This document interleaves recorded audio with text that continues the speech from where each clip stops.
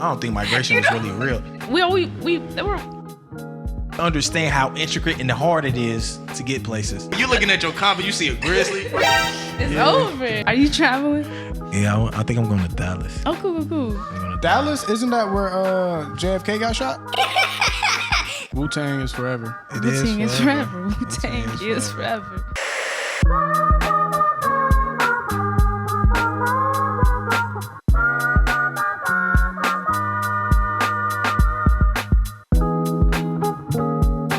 Welcome to the Always for the Culture podcast, presented by Elements and sponsored by the United Way. Today's guest is Brince Etter. What's going on with y'all? Happy to be here. Good. Happy to be here. We're happy to have you. Hey, that's wow. There's that The resident jeans hater too light again. colored. I'm biased. But Brince, thank you for being here. We really appreciate your time. Thank y'all. Absolutely. You're a poet and a rapper and really like an all-around creative, because I've seen some of the videos that you produce. So you do a lot. Could you talk about that? I try to do like the outside of the rapping and poetry, I try to get into like screenwriting or like tapping into like these characters I like to make, just so eventually I do want to branch off to like acting or screenwriting, something like that. So I think I see like the social medias as a way to give myself a resume, right? To give something to go off of, you know, to spark an idea. And I have Lady Luck Part 3 that comes out February 1st. I'm actually shooting that tonight. Nice. So just tapping into character and bringing a lot of creators with me, more collaborations this year. So that's what it's mainly about, just expanding ideas and working with different people. Yeah. And you wrote in your bio that you started writing poetry pretty recently, like 21, right? I started writing poetry February of 2022, last year. So I started writing. Then I think like a month after that, I signed up for like my first slam. And I like choked. Like I forgot everything. I choked. And I had made like a video to myself, was like, that will never happen again. Like I will never happen. So I went like, I think every day leading to the one where I won first place in November, I wrote like every single day and like posted a video. So it was just like just being militant, drilling, trying to get better, you know, looking at different poets, going to open mics, seeing how, you know, the cadence, the performance, how to mesh it, and what could I take and make better type of thing. And yeah, I went in November, do our slam and took it home. So yeah, that was good. That was good for sure. You pulled a B Rabbit from 8 Mile? For real. I feel that, you know, Mom's spaghetti was out, you know. It was tough. It was tough. I believe you, but it was Mom's hamburger helper. Okay. For me, at least. Well, you're the Cincinnati, like the first Cincinnati poet to win Doo-Wop Cincinnati Poetry Slam. I think I was the youngest too. Yeah, huge accomplishment. Yeah, it didn't feel like real that night. It did. Then, like after time, it was like, I really won that. Yeah, like, it was crazy. It was 17 poets. Like, incredible that was a poets lot too. Yeah, a lot of people, and I don't know. It just happened to be my night. Like I was just putting the work in. Right. It's like every day, like practicing in the mirror, finding. I think one thing I do, I like to play loud music where I rehearse. So just to get used to like a hectic element, because when you're on stage, everyone's quiet, so it's a lot more easier to, you know, organize the thoughts and perform and rap how you want to. So yeah, like it was nerve wracking. It's always nerve wracking when performing, but it's like once you get that first word out, you just feed off the energy, you just take it. That's all it is. It sounds like you had a real hunger for poetry and performance, but what was the real like thing that drew you to poetry in the first place? What was that? I was on Instagram and I was scrolling through people's stories, and it was a sponsor ad, and it was about my favorite. He's like my favorite poet now. His name Obi West. He's like a poet from LA, and I was just hearing him talk. I'm like, man, what is this? Like, who is this guy? Like, he's crazy. So I just kind of went into like a rabbit hole with him and started looking at the people that was like he was a successor to, so like Talam, AC, Black Ice. So I just started kind of diving into like this poetry. Then I got into like this guy named Black Shock, where he does a lot of slams, and like, well, okay, what are poetry slams now? What are slam teams? How does the scoring work? So I just it just gave me a competitive outlet, because I'm a competitive person. I come from like playing sports my whole life and stuff. So not only can I rap and put these words together nice and structure ideas, but it's also a first, second, and third place type of thing. So Yeah. it make you really want to hone in. Like, Right. you know, you have something to lose and something to win. Right. So that's how I kind of like fell into it. Is on Instagram. Like, Yeah, when you described your approach to the competition, the poetry slams, it sounded like you have like a very competitive sensibility, and I obviously translated from sports into poetry. But before that, you weren't writing or anything, or were you coming up with stuff in your mind? Like when did the? I was living on campus, UC in summer 2021. My best friend Anthony, he called me. He like, I'm about to go to the studio. He's not a rapper though. Like, so I'm like, all right, go do your thing. He like, nah, come with me. I'm like, okay, I came. I'm just coming for the vibes, Right. you know. Like, he's rapping, I'm sitting down, and he see me kind of nod my head. He like, bro, get in the booth. And I kind of spit a verse, and it was like, all right, I like this fun. So I wrote 7 songs, recorded them, and I released them. Like, that happened in August. I released the tape in October. Like, so I put out like literally like my first 7 songs. Like, you go Staircase and Mousetraps. That's like my first tape. Them are like from 1 through 7. That's how I wrote them. Like the first song is the first song I ever wrote in my life. Then I just went down to it, and yeah, I just put my first 7 songs, which is wild to think. And it's like, sometimes I hear it and I cringe when I think about it. Like, man, I put my first ever like penned up on paper is out to the world. But it's like, I will never take them down. I want everybody to see like the evolution and the growth and everything. Right. Like, so yeah, that's how I kind of got started. You better than me. I'm getting rid of all of my first joints. All the ones before 2018, they gotta go. Yeah, and I feel you. I was thinking the same thing, but then it's like, one of my guys from LA was telling me everybody likes a good come up story and everybody likes a catalog. Sometimes it feels like less human, like for, oh, that's their first project and they already sound so good. Like, no, I didn't sound as good, or have the confidence I have, or say words how I say now. Like, it's just growth. Different stages of life, different things that happen. You know what I mean? So it's just giving people that resume to look back on. It's kind of like basketball. Like, you can't erase your rookie year. Like, you know, like Kobe was on the bench like his rookie year. Then he became, you know, Kobe. So it's like, you got to see that story of like starting and not stopping type of thing. Like, that's the main thing. Really, I want to show people with keeping up the music and everything. For you to have jumped into poetry and rapping, like relatively recently, but then to possess the wherewithal to be like, oh no, I'm gonna release this music. That says a lot about who you are as a person. I don't know if it felt like confidence at the time when you were doing it. But what did you ever face any doubt? And if not, what did you feel like for you to be like, oh, I'm putting this out? I just wanted to put it out. Like, you got like, it's the homies, like they always like, man, put it out. Or like your friends, they want you to put out the music. And it's like, it's a creative outlet. Cause before I was doing music, I used to like customize clothes. That's what I did. That's where my Instagram names come from, Brince Hates Fashion. If you look back far enough, you would see like when I was like making clothes and stuff like that. So it was just a way of expressing. And I feel like life is just all about legacy. You know, I'm not gonna be here forever. Nobody is. So it's like, you want to leave things that people can. These things are like, they're tangible. Like words can move you without touching you. Art can move you without touching you. So I'm just giving people. I'm just leaving Brince here. So it's like, why hold on to it? Why be so? It gets to a point you start chasing perfection. It's not a thing. You know, it's like when are you ever going to be good enough to where you want to put out the music if you never do? Or like when you think you're going to be a good performer if you never perform. Like, what are you going to do? So it's like, I don't want to leave here with a diary full of things. Like, I want the majority of my catalog. When it's my time to go, I don't want no music left. Like, yeah, homie had no songs, no files or nothing. I want everything to be out there. Like, out. Yeah, and I'm one, like, I rap a lot. Like, I post a lot. And it's like, but it's like, why hold them? Like, my brother always said me, like, it's like, why? Like, what are you going to be waiting for if you hold it? It's never going to be a perfect time. And it'd feel weird, like, I got dreadlocks too, so it's like I don't want things to be outdated. Like, I don't want to post a video on my dreads like right here, and my dreads in real life are like down here now. Like, no, like all this stuff is coming out. Like, so it just I'm having fun too. Yeah. Like, I can't complain. Like, this is not stressful to me. This is not like, it doesn't feel like an obligation or anything. Like, I love creating. So it's just, I'm just gonna put it out there like every time I got to, like put it, and then getting better with. I know people like to say marketing, and you don't want to just put things out there with no direction, but that's kind of like you get better at that as you go. Yeah.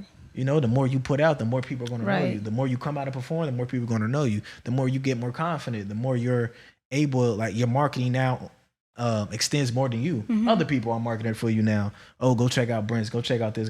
So it's like from my first tape to now, it's a lot more buzzing. Like a lot more people know who Brince is and what he does type of thing. So yeah, just keep working type of thing. Like it's just a work ethic thing, really. Yeah, you start to develop your own process when it comes to releasing your creative, like your tangible creations, I guess.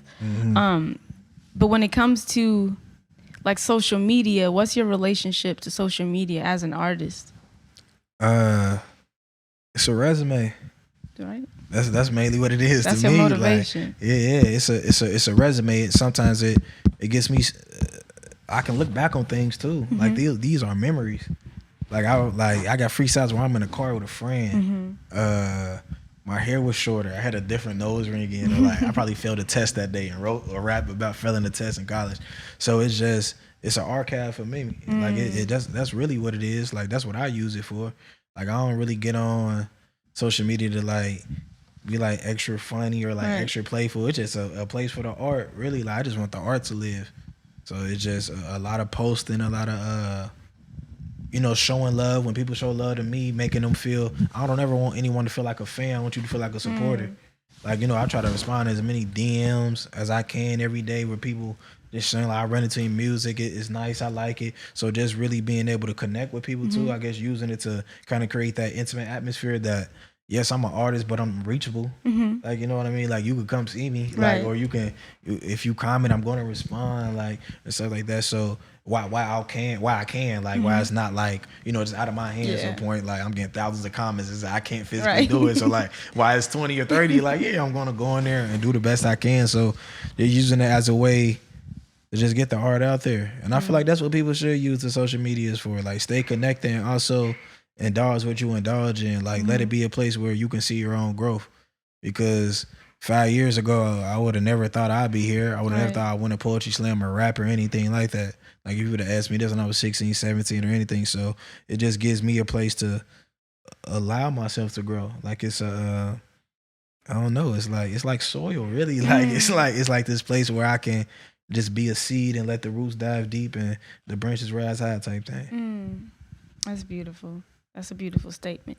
Now, what would you say to people that are thinking about poetry? Maybe they don't quite know how to approach it. They don't know where to, like, how to even share their work. What would you say to those people that have some hesitancy? It's really just like believing in yourself and understanding, like, you have to. I'm real big on like building your own foundation before you go. Like, it's so easy to want to run to certain people like a mentorship type of thing when you get into something. But it's like some you're gonna realize like some people aren't like as friendly as you may think, or certain situations are as good as you think. So it's just have fun and build your own foundation.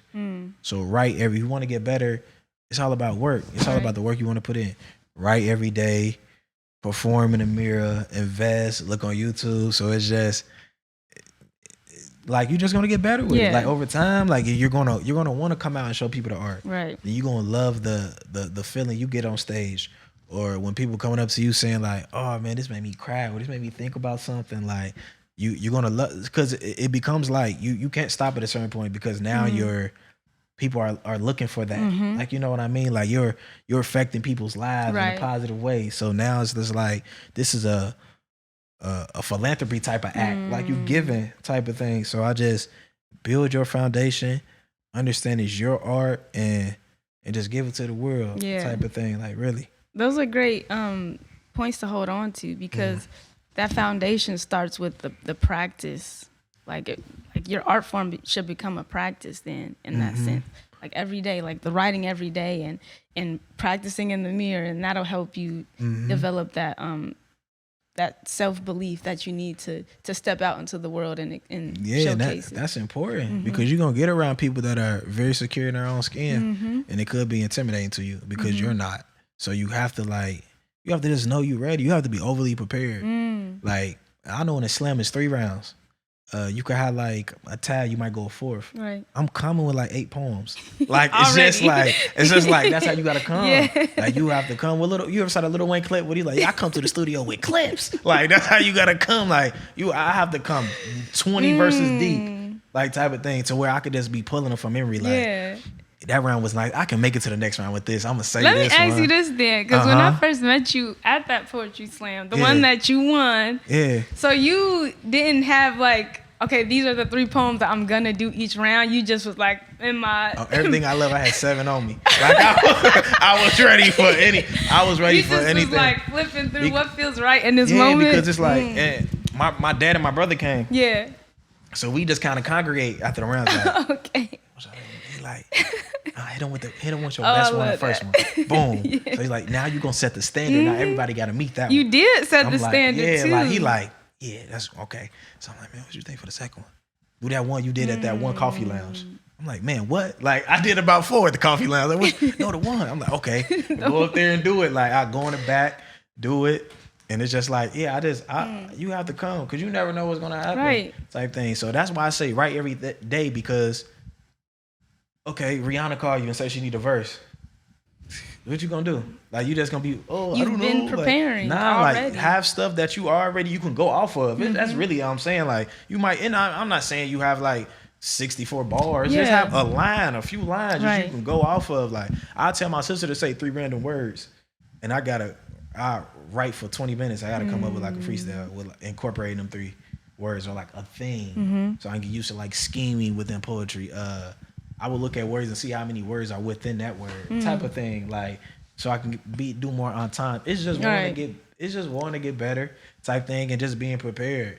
Like you never know when like I might see somebody. I see Kendrick Lamar walking down the street. I'm gonna rap his head off. Like, hey, K-Dot. Like I'm gonna do that. Preparing this all that time. So it's like when you go to the poetry slams, you gotta have them like that. And that's not meaning that I practice all 7, but I feel confident enough to pull them all. Right. Or like if I were to blank out, were to forget, I'm good enough to improv for the time being or something like that. So just always having more. Like you can never have enough of something type thing. You always take away. You can't just go get. If I only got 3 and it was the last round, it was a tie. What was I gonna do? Right. I can't repeat the same poem. I get disqualified. Exactly. So you got to have at least 4. But why not bring 35 if I could? Type thing. It's more enough. It's more. It's just like that. Like just be overly prepared.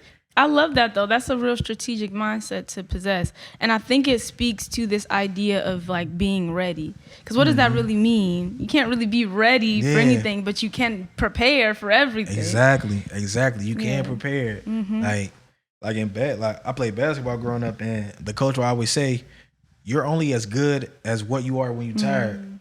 Like, don't nobody care about the first quarter, second quarter. How are you when it's triple overtime? And it's like, you got to hit the buzzer beater still. That's how good you are. So you just got to be ready. Like, it's like a Batman thing. Like, he just always ready. Oh, God. Like, you just got to be ready. Like, it can hurt you if you're not type thing. Right. Like, you don't get time back. You don't get opportunity back or anything. Like, and my brother always tell me the older I get, sometimes the smaller the windows get. So while I'm just starting off, like, I just got to be ready. Right. I got to be willing to go. If the poetry slam start at 8, I got to be willing to go to 8 in the morning. Like, I just have to have that much material. So just setting big standards and big expectations and attempting to hit them type thing. It's just kind of like that. You just got to want it. Like, that's what it always comes down for. That's why I prepare, because I want to do good. Right. Like, when I go into slams, do I want to win? Of course. But I want to give these people a good showing. Right. It's a Friday night. Y'all all adults. Y'all could be anywhere in the world. Exactly. But y'all came here to see me be on the stage. I ain't going to try to come up here stumbling, forgetting no poems. No shots to anybody, but we not reading off no phones. I was about to say, hey, yo. Nah, we ain't reading off no phones. Yeah, because that's like, your standard. I want you to show I'm choreographing the move. I want you to show that I was militant with what I'm doing. So it's just like, hey, you came to see me. I got to get these people a show. Like, I'm obligated now. They paid $20. That's a lot of money to go see somebody that's not like famous or anything like that. Like, yeah, come see me. Like, I gotta give y'all a show. I gotta leave y'all like, man, Brince was crazy. He ain't win, but he was crazy. He won and he was crazy. Left so an it's impression. Like, yeah, leave an impression. It might be the first time and only time. I don't know what's gonna happen. Like I said before, like my time is everybody's time limited. So I gotta go out with a bang every single time I'm on that stage. If I feel like I'm not prepared, I can't get up there. Like, oh, Brince, you wanna come to the open mic? When is it? I'm busy, I'm working. I know I can't bring my best. I'm gonna sit this one out. That next one though, if I know I'm prepared, I'm gonna give you a show every time you see me. It's gonna be. I'm attempting to be amazing. That's what all it is, really. Now, when it comes to your performance, then, because like you said, you choreograph your movements. You're not just a person to stand in front of the mic, and that's what you do. You just deliver the poem. You are very much a mover. Like when I was witness to your performances that night, you were moving across the stage. What is that process like for you? Like when you're practicing, like what in your mind made you decide that this is how I want to deliver my work? Every time I write a poem, I run it past my parents. That's like the first people that hear it. Like I run it past my parents, and my dad kind of like he helped me with a lot of my movement because I think I had the one piece poem. I'm marching, but I was marching forward. He's like, nah, march in place. Just make sure your knees rising. So it's kind of like just running it past people that care about the art. Right. Like, oh, this bar go with this one. Okay, move your arm like that. Look over to the crowd and come back this way. And feel free to demonstrate at any point. But I think I'm gonna hold it in. Just look him up. Just look him up. Say that. Like you gotta like you just gonna feel it. Some things are natural, but some things are a little premeditated type of thing. You just gotta understand like physical stature too. So it's just like, okay, I hit the gym a little bit. I already look a little ooh. So it's like when I'm up there, I ain't really gotta do like I can just move a little bit. I can talk a little bit, and it's like, oh, I got these people attention. Some might be a little scared, but it's okay though. Like, I'm gonna let them know, like, nah, I'm not here to hurt you. Like, I'm just here to share the story. But you just gotta want it type of thing. Like, you gotta make people feel that aura. Every single word, every single line. This is the stories from many men. Like, you know what I mean? This is what I'm giving. Every time I'm talking, it's not from my point of view. Right. That's the thing with being an artist. I go have a conversation with somebody, and now what they said becomes me. Like, they are now me. Like, I walk around with them now because I know what he's been through. So it's just like I'm giving you all like that. Like, I be physically tired. Like, and it's only you can't go over 3 minutes. So I've probably been on stage for 2 minutes 30 seconds. It's like it feel like forever. You feel it in your body. Yeah, it's like, man, I feel it, but that's the feeling you want. Like, man, I'm up here talking crazy to these people, like, or the way the judge is looking at me, like, and I love it when nobody knows me. Like, who is this guy? Like, so it's just giving the people what they come to see a show. That's a show. Now, if I'm doing poetry, it's okay. I'm not trying to judge nobody. I'm just saying what I do. Like, what you do. I ain't trying to stand in front of no mic. That's like if you rapping over your vocals. Like when you're a real MC, you don't rap over vocals. You choke, you choke. It's kind of like one of them things like you go up there to live or die.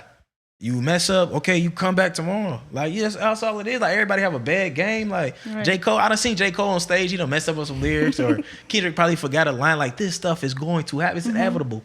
But it's like you prepare, you want to do better. You gonna let that break you? I choked at the slam in March. I could have let that break me. Could have not been. I won't be here though. Like, well, if I had kids, what did that show them? That when you mess up, you stop. You don't stop. That's when you go crazy. That's when you go hard. That's when you show people like, I'm made for this. I'm for it tough. Like, so you just gotta do that. Like, you gotta say, and that's all about standard. It's all about standard and just having a standard for yourself. Really, that's it. Look in the camera and say real MCs don't rap over their vocals. Real MCs. Now do it like this though. Real MCs don't rap over their vocals. Have I rapped over my vocals before? Yeah, I ain't know no better. I'm sorry. I ain't wasn't know no a real better. MC yet. I wasn't. You right. I wasn't a real MC. But when you a real MC, nah. You forget your lyrics. That's what you get. Don't be performing. You can't do that on Sway in the morning. You gonna sway in the morning? Fun Flex and rap over the vocals. You got your phone out. What you got your phone out for? Like, no, right, Camille? No. They don't rapping over no real vocals. Real MCs can't rap over the vocals. See, you don't know what kind of day they had. I don't want to. I don't know. Look, I don't care what day you had. If you rapping over your vocals, You have no room to talk to nobody. Right. You could probably keep a hook in. You can't make no probably keep a critical hook in some back vocals. You got somebody else. But your verses better be. Yeah, if you got little highlights or something, you I might respect that. You might be singing as a rapper. You don't want to crack on stage. You might leave that in. You still real we talking about it's what standard you hold for yourself. Obviously, I would be like, I'm gonna make sure I'm prepared, but I'm also I don't think I'm gonna be quick to be like. What does it mean to be prepared? Like I'm saying, if I was in that situation where I'm on Sway in the morning and I know I gotta spit, I'm gonna make sure I'm ready. But respectfully though, you ain't no real MC. I'm not an MC. But for me to be like critical of somebody else, I would be kind of nervous come back to be like, you should have been ready. if you saying like you nice, then like we all like it's spectrums. Like if you saying about yourself, and it's spectrums of rap. You got people that rap. Yeah, it's different genres and stuff like that. You got drill. You got you got a little like rock type of rap. Then you got rap though. When you really rap, bars and beats. Right. You got bars and beats. Right. And people forget like hip hop was created from scarcity. Like exactly. It's a thing of. No, it's not even people forgetting. A lot of people just don't know. They don't. Like deprivation. We couldn't afford $800 trombones or $1,000 pianos. And when you do buy that, you have to pay $1,000 for lessons. When I could sit here and do this, that's free. Like rap that's why people rap, because it's scared. It's poverty. Like you don't have to pay for nothing. Exactly. I can just put these words together. Like that's all I literally have to do. Like I can beat on my chest or beat on the table or rap with no beat. So it's like that's the essence. It is not to sound like an old head or anything like that, but it's like speak your truth. That's real. But that's like if I'm playing a guitar and I'm not really playing it. Right. Like it's somebody behind me like playing it, or like Milli Vanilli with the guitar. You Milli Vanilli, and like they think it's Camille dancing. No. You just got a lookalike. It's a lookalike up there. Her name Camilla. She up there dancing. Her name Camille. Y'all definitely are right. I guess what I'm saying is, if I was in that situation, look in the camera and say, if I'm in that situation, of course I'm gonna set the bar high for myself. But I am not gonna look everywhere else and be like, you should have been better, because I'm only worried about. I can only be really focused on me for real. You do. You only. Yeah. That's the thing. Like I never talk down. Right. I'm lying, I do, but it'd be worth it sometimes. You can give criticism and it not be critical or harsh. When it's like people that think like they're big dog and they're really not, sometimes you just got to check people. Because I feel like some people don't be socially responsible. Oh, yeah. Like, you know what I mean? That's a good way to put it. Social responsibility. It's like when you make it to a certain stature and you're really not, and you kind of, and you kind of just like, trying to talk down on people, you're not being socially responsible. You got superpowers, but you choosing to be a villain type of thing. Like, you know what I mean? Like, nah, you have to be socially responsible. So what you got. So it's like, yeah, sometimes you just got to check people at the door about that. Like, you know what I mean? Like, I don't think enough people do that, especially the people in the lights, the shiny lights. Sometimes you just let people run at the mouth because of, like clout or like, popularity, anything like that. Or like, just kindness though. Yeah. Trying to kind of protect their ego a little bit. So you don't want to publicly humiliate anybody. Yeah. But fragile egos need that though. It's easy to sometimes get humiliated. Some people need that. Sometimes you people call a humbling experience. Yeah, you need a humbling experience. So basically, we saying police these whack MCs. Yeah. I feel like we gotta be the department because I feel like every genre. That's why hip hop isn't taken serious. Because we kind of just let anything come through. That's what it is. I'm not saying I'm the gatekeeper, but I just feel like some of the gatekeepers are whack. Right. Or like they're not like of standard. Like you really have to do this. That's why I started doing poetry. Yeah. Ain't no backup vocals. I go up there and mess up. I mess up. Like this is acapella. Like I don't know. Like that's an interesting dichotomous scenario though, because when you think about it, I brought it back around today, second time today. But no, when you really think about that though, because on one hand, and I'm not just saying for hip hop, but on one hand, there's this overarching narrative to to sort of inflate your own ego in order to develop confidence by telling yourself how great, like almost as a mantra to build that confidence to step out. So like, oh, I'm the flyest person, or I'm the dopest MC, just to like motivate yourself. Yeah. And then over time though, I think that can also become I don't feel like this might be too harsh of a word, but like a danger, because you could lose some sense of the humility and maybe just like reality. But so on the one hand, I'm saying you tell yourself how great you are, in order to develop confidence. But then we also take issue when a person becomes almost too I wouldn't even say that's confidence, but I guess like egotistical, or when they do start to like think that they're so great when their talent doesn't back up the and I feel like that sets it's easy to accept mediocrity because when you are kind of egotistical, you get to this certain stature, you're around nothing but henchmen, like yes men. No one's checking you. That's the thing. No one's making sure. There's no quality control. All your friends are saying you fire. Yeah. Everybody's saying you fire. You're not hard on yourself. You think everything. You know what I mean? Rappers come up to be like, "You nice, bro. I don't even write though." Like, especially when status affirms. Yeah, that, like I can tell you don't write. Like, like what? I don't even write. I go into the studio and I just be like, oh, I hear you, bro. But it's like, nah. I got a video. It's like it's a freestyle, and it's like the bloopers to the freestyle where I kept messing up, and somebody, it was this guy. I cannot remember. Let's just call him Todd. We're gonna link Todd Andrews the third. Todd Andrews the third. He commented. I know Oklahoma. he does something. He's like a radio personality at Clutch Radio in Cincinnati. I forget Todd Andrews the third, but he was like, "This is a great way to show humility." And I was like, it is. I didn't even think of it like that. I just put them together because my little sister was laughing at it. So I'm like, oh, let me do the bloopers. Like, but yeah, I mess up. Yeah, I do this, but I'm getting these reps in. That's what it's about. That's what the freestyle's about, is getting these reps in, expressing these ideas. So it's like, I just want to set a standard for work ethic. I don't think you could set a standard for art, but it is, you got to put your 10,000 hours in whatever you want to be type of thing. I don't want people to just come in here and look at it like, you know, you come to the rap game, you get some money from being mediocre, and you just leave. Like, nah, care about the art. You have to. I just want you to care. Hey, look in the camera and say that one. Care about the art. Or we gonna kill you. No, I'm just kidding. Lyrically. What do you say to those aspiring rappers though who don't necessarily know how to care about the art? And I say that to say, I feel like for some people, they look to like the rap game as a way out, as like their ticket to prosperity, right? And that's and I think you're starting to see that more often. That's rappers, you know, generations just get younger and younger, and they popping off and reaching the highest of heights socially, I guess, or financially. Now, if this the way you done took your family out of poverty, well, prior to you. But it's like, you still have to respect it. You still have to do your due diligence to do your history.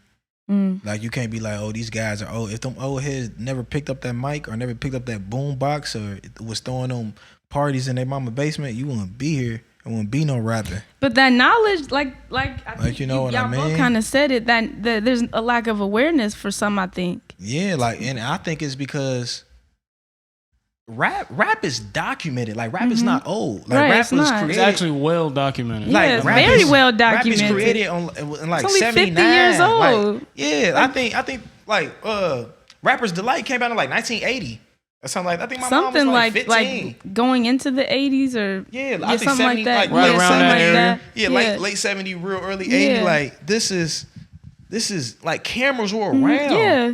Like, we got it, like, it's so many documentaries, it's books. Right. Yeah.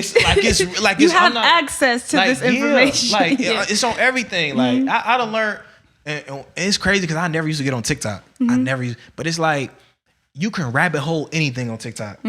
Like, you can understand why people rhyme multi-syllable, because of Rakim, Lord Finesse. Like, you got these guys, God.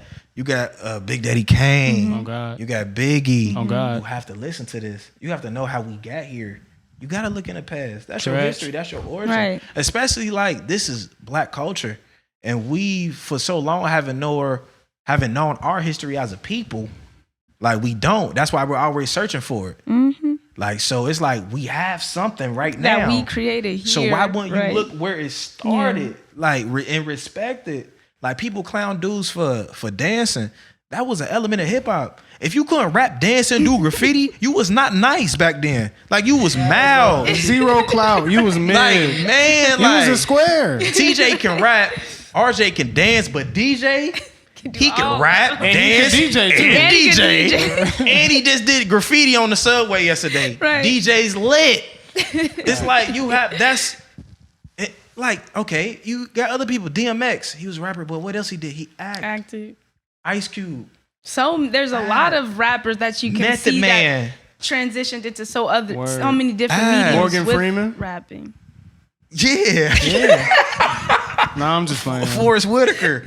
Dope MC. Hey, Morgan Freeman was on that Heroes and Villains album though. He was. He did MC. He did some. He We'll call carried it that. MCing. We'll call it He because it's did spoken carry word. that. It's spoken word. That's an still element of close hip hop enough, still for yeah. sure. That is. Hip hop influences everything. Like so. this is Even skill. Morgan Freeman. Even Morgan Freeman. He's way older than hip hop. I'll tell you that Man, much. yeah, he 2 years older than Dirt or something, dog. Like he's been around. Like He was the editor for the Bible. They sent it to him before they published it. like you, but it's like, what haven't we influenced? Right. And you want to not look back? That's the issue then. That's the issue for a lot of people then. So it goes back to what you said earlier. Maybe it's the camp. Maybe it's the company that they keep where that's preventing them from seeing outside this like security blanket, I guess. And I think it's just like, it's also, I think we have a thing where we could also be detrimental to our own culture. Right. To where we can. Okay, go ahead. Go ahead. Oh, my bad. No. Oh, okay. A question You came up can- in my mind, and I was like, wait. You can water down things because you got these guys that they were looking at music as a way to launder felonious activity. Oh yeah, for sure. And it was not about the music. It was about everything but the music. So now you get infiltrated by guys who less than they care about is the art. And now they're the ones with the most money. They have the backing due to felonious activities. So it's like now they're the standard. They're what the kids looking at. Yeah. Because it's easy. It looks way too easy. When I first started looking at rap and poetry, it was not easy. Like, man, they putting these words together. They know what these words mean and they rhyming them. This is incredibly hard. Like, this is a hard performing art. So it's just like you're naturally going to look at what seems to come easy, what seems to you can bring all your temptations. You can live a undisciplined life and stuff like that. So it's just like not holding yourself accountable and not being socially responsible is you being selfish because people are looking at whatever you're doing. You can and cannot. I don't believe in like right and wrong, but it's like it's the truth. I believe in truth. Like in righteousness. Like when it's something's wrong, you don't feel it right in your soul. Like you know what you're doing. Like I feel like people don't take that time to reflect and really look at things for what they were. Like, cause we haven't did all positive for hip hop. A lot of it has been detrimental and kind of hindered the youth and the younger minds and stuff like that. But yeah, like it's a lot of things like that hurt hip hop for real. But you got to get back to the essence. Like we can't just keep letting the youth not know. Like what? Okay, like Playboy Cardi, Trippie Redd, Uzi, J. Cole, Kendrick. Okay, let's just go back a little bit now. 90 Pop, Big, like Lord Finesse, Stretch, the whole Naughty by Nature, Big L, Big Pun, leaders of the new school. Yeah, let's talk about Missy Elliott. Let's talk about the Queen Latifah. How big the the Hispanic community helped with hip hop in the Bronx. Yeah, they was break Fat dancing. Joe. Black and Brown. They was dancing. Big They were on Pun. Soul Train too. Like they were rapping. So it's just like let's talk about all this. Let's talk about the beginning, the essence of it, because it's important to know your history. Absolutely. It's I important. do also think that it's important to note too that though we can sort of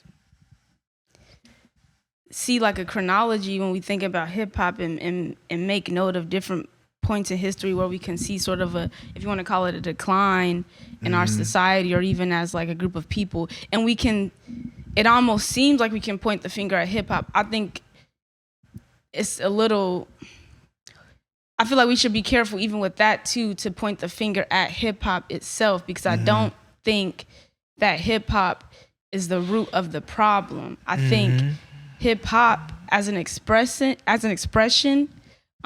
just sort of was a way to document, or like you say, like express problems that were happening in society. Right, yeah. So the work, like hip hop as an art form, like rapping, if you want to talk about rapping, or even like street dance, hip hop street dance, graffiti itself, I think those things were just mediums to express what was happening in the world. So that's not necessarily hip hop's problem. I would say how our society has operated, or like you saying, seeing rappers and you see some of them reach this height of success and they may not be rapping about the most productive things or the healthiest things for a lifestyle.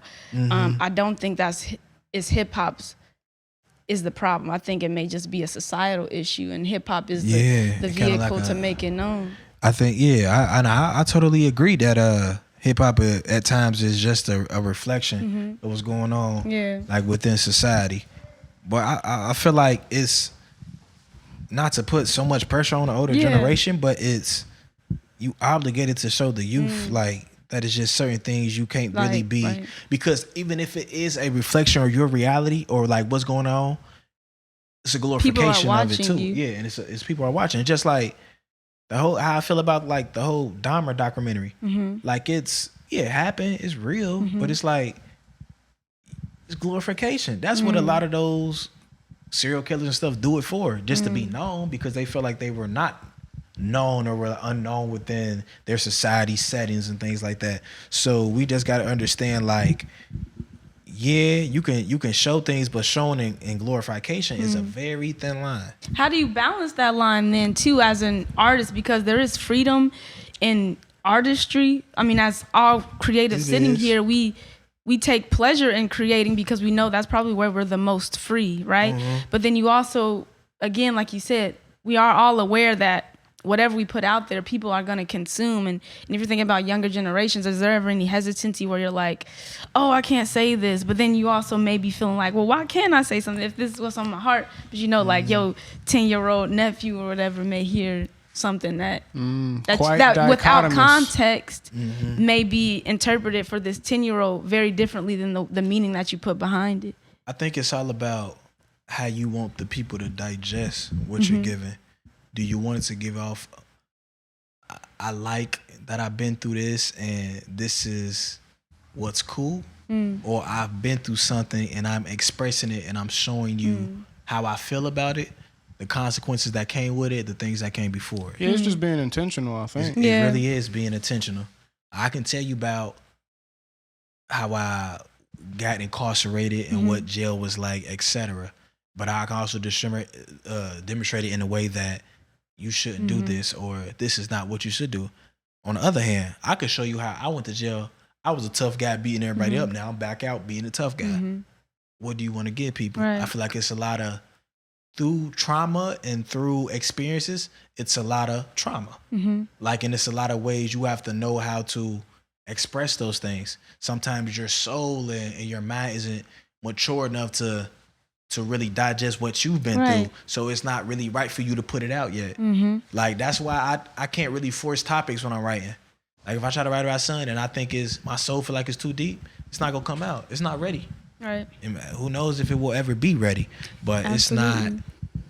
Sometimes it just ain't time for things, because you have to look at it for not only for what it is, but like, you just kind of be omniscient with it. Like, you gotta look at it from a bird's eye. Like, okay, I was sad at this time. I was not a good person when I was rapping like this or feeling like this. So it's not good for me to put that energy out.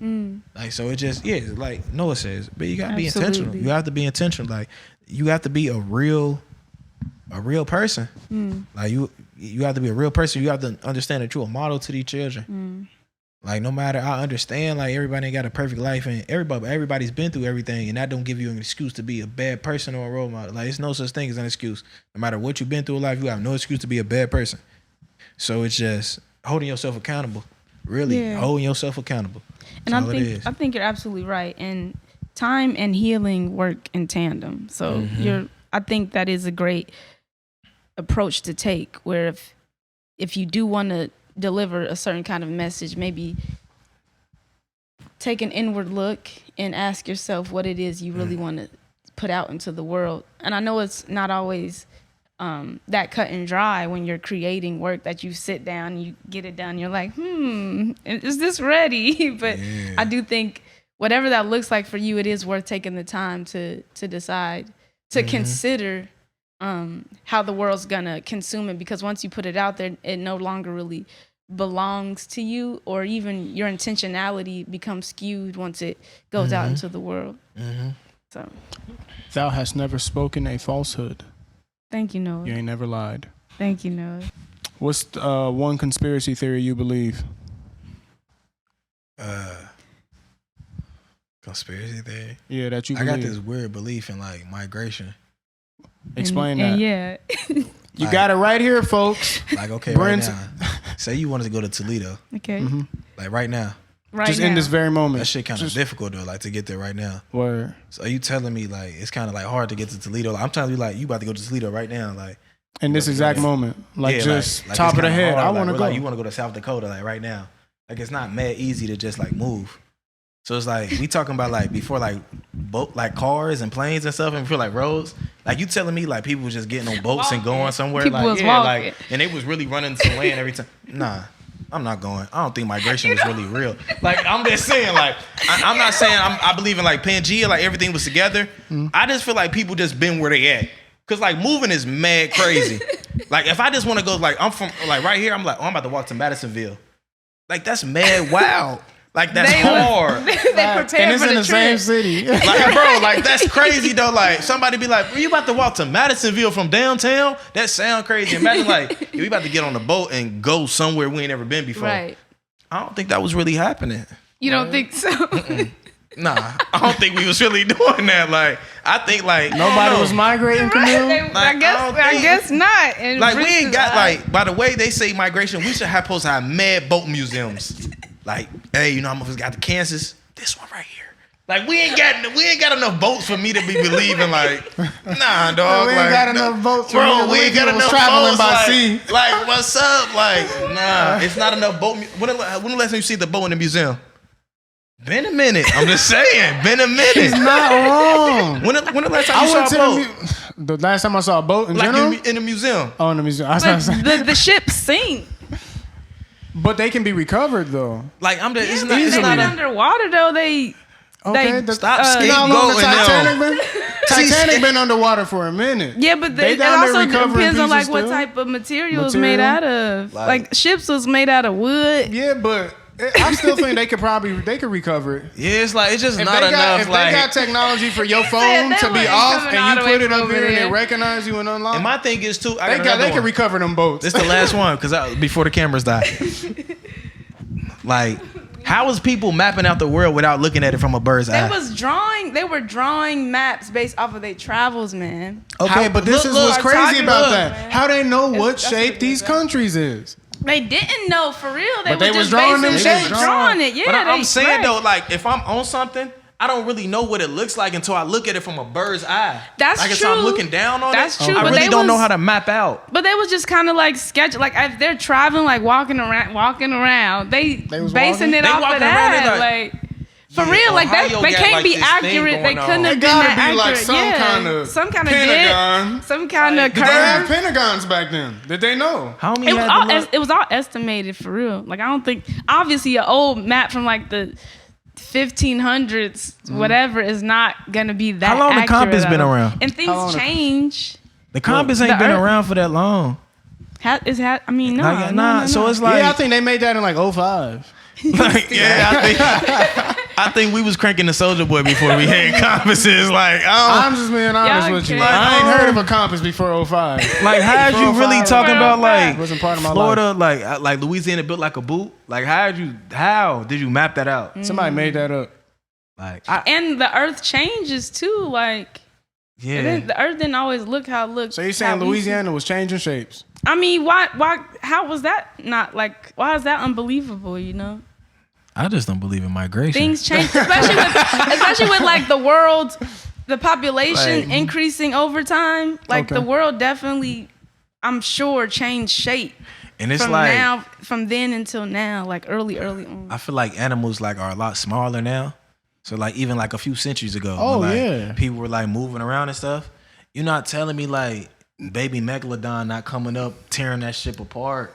Orca whale. It's just facts. Out of here. It's just and wood. then it ends up in the bottom of the ocean, and then it decomposes over time and water is wood.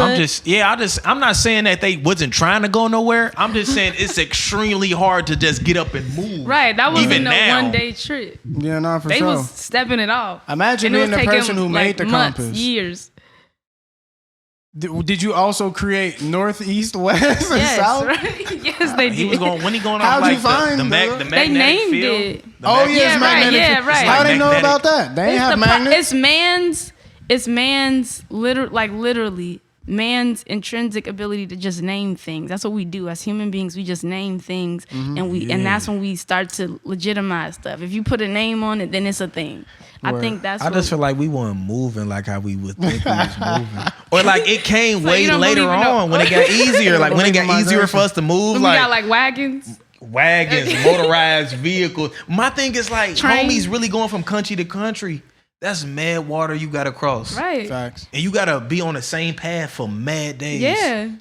Facts. Nah, I ain't buying it. Nah, think You don't about this believe. one. So though. how we get here? So like you saying I gotta go here. Look, so I how got these Africans. I gotta get go here for 14 days, Our right? African. I gotta go Our west for African 14 ancestors. days. I gotta go I right gotta here. go. I gotta go So wait, west for so 14 wait, days. When do you think the boats were introduced? Because how did we 73? got diasporas, we got generations of descendants of Africans We do. and Asians, all types do. of ethnic And- groups coming here. When do Why you you think trying the to boats? disprove it? No, I'm not disproving. I'm just asking. Like, when do you think Nah, the boats became our method for travel? I really think like I feel like the 19th century put everybody on. Like I think like I don't like. I done been to we used to go to the Freedom Center every day in Yeah, elementary. yeah. Never seen the piece of a slave ship in my life. Oh, that's not even cap. We done seen the slaves. We done seen like the diagrams. we seen, we seen We done seen- images. but it's And like we've actually seen like Drawings. You ever heard? and like the actual structures where Drawings, they kept yeah. slaves. You ever too. heard like the But Wave Files by Lupe Fiasco? I'm sure there's a I've heard piece some- of a slave where he- ship I know- somewhere. Actually, it's no. called Wave. I can't he say. like he names every like slave ship like boom boom boom. But it's like, bro, we ain't got a piece from none of that. Not to say we was already here or nothing, but Like, it's just right. like I mean, we were listen. Let me say this. Let me say Listen. this. Nah, for real. Let me Like, say put this you because on. this is real. Spit game, youngin. Don't ever get caught up, and this for the people watching. Don't Look in the ever camera. get caught up in this idea that like black people or people of color weren't everywhere, because we have been Facts. everywhere. everywhere. It wasn't that we were just brought from somewhere else and now like here we are. No, we literally since the beginning of time, It comes I from strongly believe Black woman. we I was gonna have say, how you literally know? black. We strongly been here. believe we have literally been everywhere. Don't get caught up in this like false Yeah. ideal that we belong somewhere else or that we were like foreign, Yeah. not even foreign, but like we were brought from somewhere else and we don't have a home anywhere else. We everywhere, everywhere. And that goes for everybody. Like we really got to remember that. Like Everybody, you mean we people of belong color? everywhere. People of color, just everybody. We belong everywhere. Don't ever think that you don't have a home somewhere new. You can find home anywhere because you belong Facts. everywhere. Facts. Hip hop is everywhere. Hip hop is everywhere. Thank you so much, Brince, for joining Welcome. us. Thank you. Of course, this conversation was really, really fun and Thank insightful. I appreciate your time. That's a wrap.